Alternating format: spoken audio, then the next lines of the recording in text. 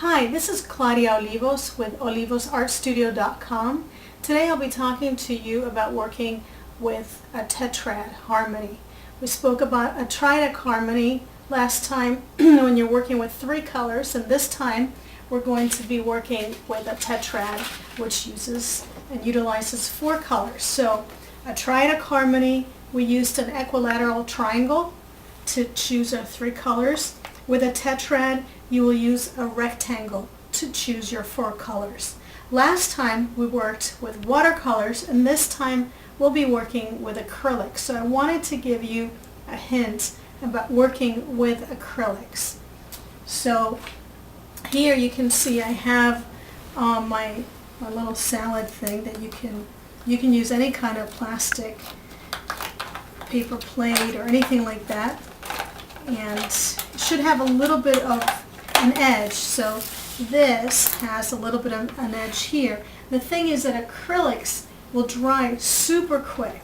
So in order to keep them moist a little bit longer, take a paper towel, wet it, and you place it here, and then take parchment paper or wax paper that you cook with and put it right on top. You can also, if you want, tape the edges down to keep it nice and neat.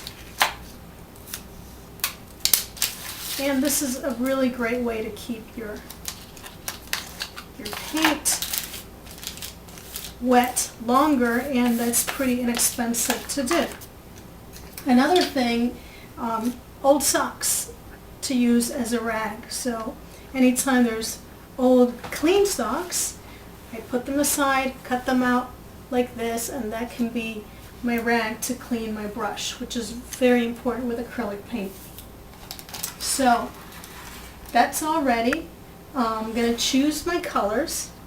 So when you look at, again, your color wheel, this color wheel has, we'll just review really quick, this has your primary colors, red, yellow, and blue.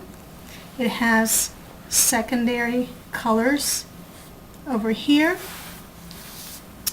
and this color wheel expands a little bit further, and I'm going to go ahead and choose my colors. Actually, I already chose them last night for this piece.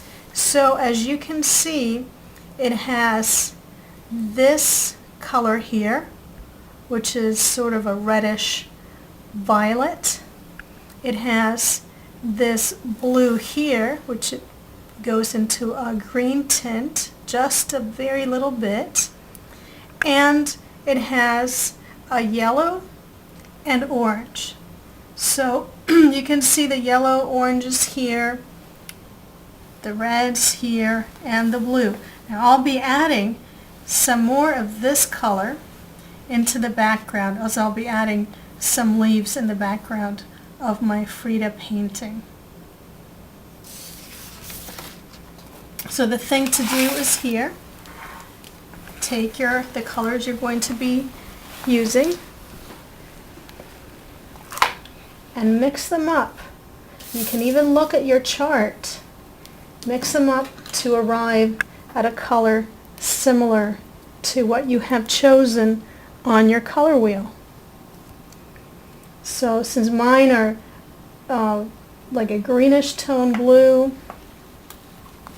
and a dark orange and a sort of purpley reddish violet, those are all the colors I think I'm going to need for right now. Now remember that there's a huge amount of colors, reds, to choose from, and they will always come out different as you mix them, but you can just play around with whatever red you have and work from there. I just added a little bit too much water. The thing with acrylics is that you're not using water to paint with except for when you're cleaning your brush, or you need to just add a little bit of water to wet it. So I think I've created a color pretty similar to what I have on my color wheel. So that's what I will be adding here. And the color when you're working on an acrylic painting, this is an acrylic on paper, you just add it nice and thick to add a little bit of dark shadows to this. I would just add a tiny little bit of blue.